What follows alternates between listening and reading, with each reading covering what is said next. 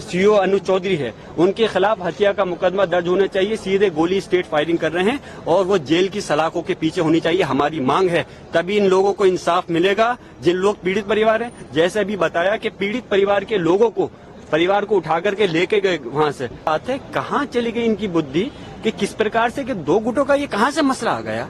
ये पुलिस ने गोली चलाई और उसके बाद में आपने कल देखा होगा पुलिस के अधिकारी जो सर्किल ऑफिसर है वो टेबल पर बैठ करके बिल्कुल मीडिया से मुखातिब होते हुए कह रहे हैं कि अगर जाहिल लोग हमारे पर गोली चलाएंगे तो क्या हम मरेंगे।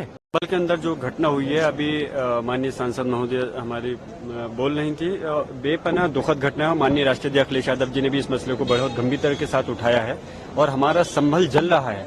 संभल के अंदर जो पुलिस प्रशासन का पूरी तरह से इस घटना को अंजाम देने में इसमें हाथ है और पूरी अपनी लापरवाही और नाकामी को छुपाने के लिए लगातार अपने बयान को बदल रहे हैं। आपने देखा होगा पहले बयान उन्होंने दिया कि पुलिस और प्रशासन, पुलिस की तरफ से कोई गोली नहीं चली और उसके बाद में जब वीडियो वायरल हुई तो बैकफुट पे नजर आ रहे हैं। फिर उसके बाद उसको दूसरा रुख दे रहे हैं, कह रहे हैं कि दो गुटों के बीच में ये संघर्ष हुआ।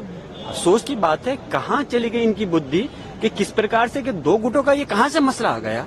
ये पुलिस ने गोली चलाई और उसके बाद में आपने कल देखा होगा पुलिस के अधिकारी जो सर्किल ऑफिसर है वो टेबल पर बैठ करके बिल्कुल मीडिया से मुखातिब होते हुए कह रहे हैं कि अगर जाहिल लोग हमारे पर गोली चलाएंगे तो क्या हम मरेंगे। तो ये अपने बयान को खुद बदल रहे हैं। ये आम जनता को, जिनकी रक्षा, जिनके ये जनता के नौकर हैं, जिनकी जनता की रक्षा के लिए इनको जिम्मा दिया गया है, उनकी हत्या अगर ये लोग करेंगे तो कानून व्यवस्था कैसे चलेगी। इस प्रदेश और देश के अंदर कानून व्यवस्था का बुरा हाल है, संविधान की धज्जियां उड़ाई जा रही है। और हमने आज भी सदन के अंदर हमारे नेता, हमारे माननीय डिम्पल यादव जी, माननीय धर्मेंद्र यादव जी और सारे सांसदों ने इस चीज को, मुद्दे को उठाया कि इस पर चर्चा कराइए और चर्चा नहीं होगी तो कैसे उन लोगों को सजा मिलेगी जो आज कातिल हैं।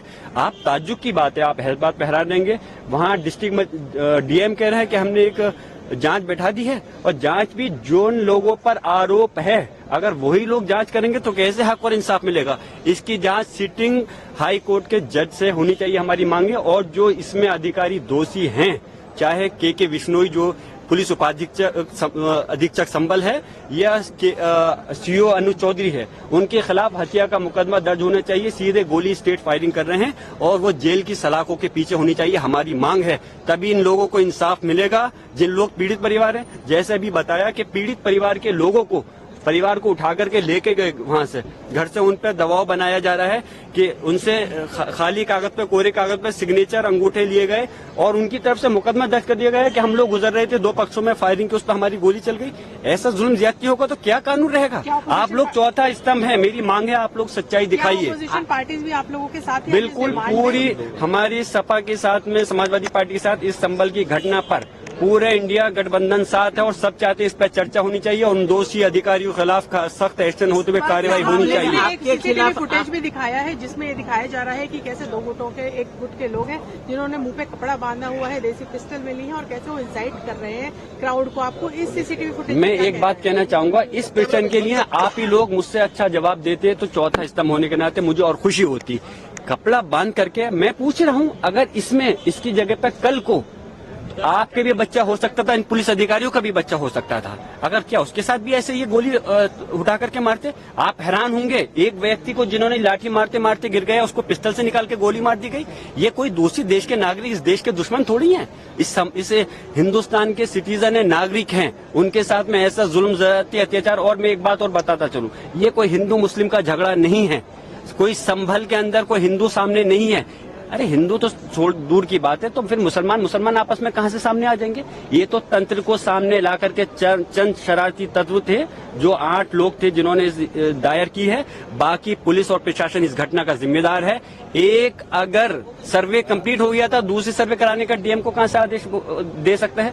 कोर्ट आदेश देते, हमने सम्मान करा, दूसरे सर्वे भी करा दिया गया और उसके बावजूद आप गोली चला रहे हो हमारे लोगों पर। आपके खिलाफ FIR है, आप पर आरोप लगाए जा रहे हैं। जिसकी क्या कहें, जिसकी लाठी उसकी बहस, जो चाहे कर लें, आज सरकार उनके हाथ में है। इससे आप अंदाजा लगा सकते हैं कि किस प्रकार जब जो व्यक्ति, यानी कि मैं अगर उस समय घटना पे मौजूद नहीं था, बेंगलोर हूँ, आउट ऑफ स्टेशन हूँ, तो उसके बावजूद जिस दिन ये सर्वे हुआ उस दिन घटना नहीं हुई, मैं मौजूद था। जुमे के दिन जिस दिन नमाज से रोका गया मैं मौजूद था, तो कोई घटना नहीं हुई।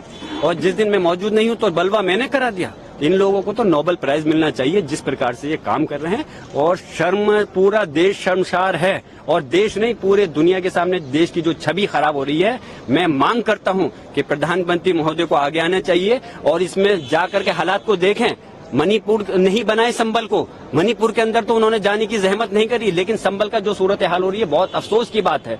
जो हट धर्मी तानाशाही चल रही है इस पे लगाम लगनी चाहिए।